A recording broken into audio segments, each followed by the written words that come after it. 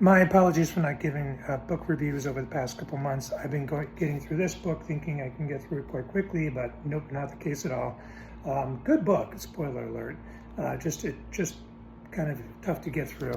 And it's hard to carry around on subways and stuff. So I've been reading this at nighttime and before I go to bed and when I wake up.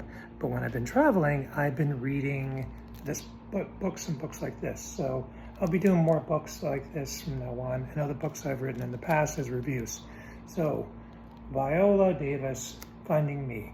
Now, she talks about her childhood growing up in Rhode Island, what that was like, growing up in a poverty-stricken household, and how she was kind of like by herself, but she had sisters, but not really. She was kind of a loner, but also people tormented her because she was African American. Well, she is African American, and how they called her ugly. Which, if you looked at the back of the picture when she was a kid, she's adorable looking. I mean, just I don't see how people could look at her and call her. I think it was kind of a jealousy thing, but she just had this. She dealt with rats growing up. She just dealt with like poverty, and how when she was growing up, she saw a black woman on, I think, in a movie or TV, and she's like, wow, I didn't think that was possible.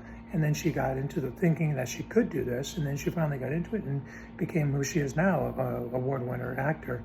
And so her life and how it's gone through, what she's been through, and how helping her finding God has been real helpful in her life. So the positives, everything about this book, everything about her childhood, because I grew up in a poverty-stricken household. We were dirt poor, just like her. So like reading her story has actually inspired me a lot to like be the best version of myself.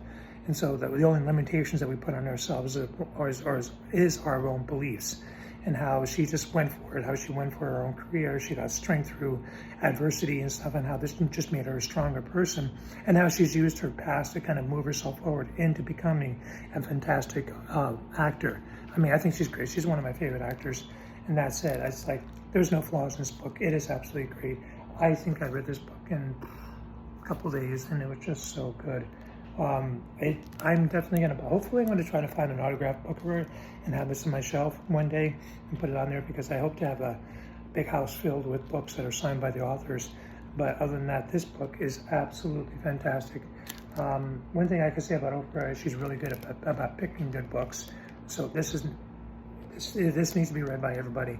I think this needs to even be read by kids in school, because kids in school need to understand how to deal with people who are impoverished and don't know what to do, and it's not their fault. And again, I dealt with rats as a kid, and she dealt with it, so it was a very good